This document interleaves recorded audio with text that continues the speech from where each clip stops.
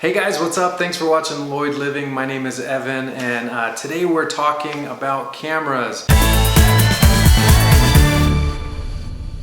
So I've been super excited for Panasonic to release the new GH5s, and I was hoping that this was going to be my next camera, and unfortunately it's not, and I'm really bummed about that. Man, I've watched all the videos from people who had early access to it. I've been following all the rumors on micro4thirdsrumors.com, and I really wanted this one, and unfortunately I just don't think it's for me. And let me tell you why. So the GH4s, it appears, is made for people who work in a professional capacity. And what I mean by that is people who use stabilization, they use tripods, they're shooting controlled environments. Whereas when you watch our videos, we're out in the woods, we're next to water, we're moving, we're on skateboards, we're doing all sorts of different things. And so I don't feel like this is the right camera for the style of shooting that we do. Primarily because they took out the stabilization that they had in the GH5. So, you know, the GH5 made it so nice, the shots were very smooth, I didn't have to carry tripods and everything. And now, without that, I would be forced to trying to find some way to stabilize my shot a little bit more. So the removal of stabilization was definitely a big factor in me not wanting to get the GH5s.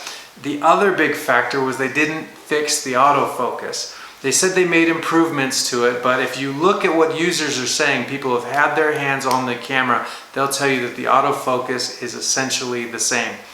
And that is the problem with the GH5. That is one of the biggest things that it suffers from, is that it likes to hunt for focus. And for someone who, again, who usually has their camera just kind of out here in front of them, or I'm just shooting things very quickly as they happen, I don't have time to set up my shots like a lot of people do. I don't have time to, or the luxury of bringing stabilizers and gimbals and different equipment out in the woods with me. Otherwise, I would either need more people to help shoot the videos, or I would just have to bring twice as much stuff. So unfortunately for me at this point, the GH5s is not going to happen unless I hear maybe through a firmware update that they have fixed the autofocus, made it usable.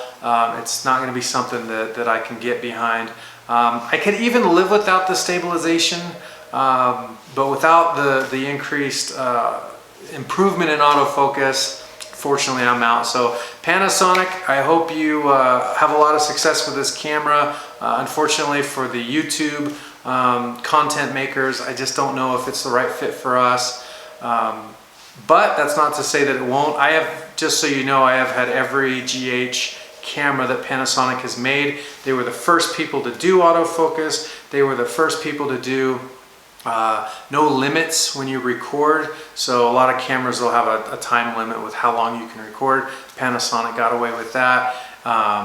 And their lenses are affordable, their bodies are affordable. I love the company, I love the product, and unfortunately this particular camera isn't going to be perfect for me. That said, I am looking at the G9, which looks very promising, although it's more stills oriented for shooting photography. They made the autofocus better on that and the stabilization better. That camera isn't out yet, but I'm looking forward to getting my hands on it. So anyway, I just wanted to do a quick tech review and give you some information about the GH5s, and I hope you guys found it useful. We will see you soon, and thanks for watching. Bye.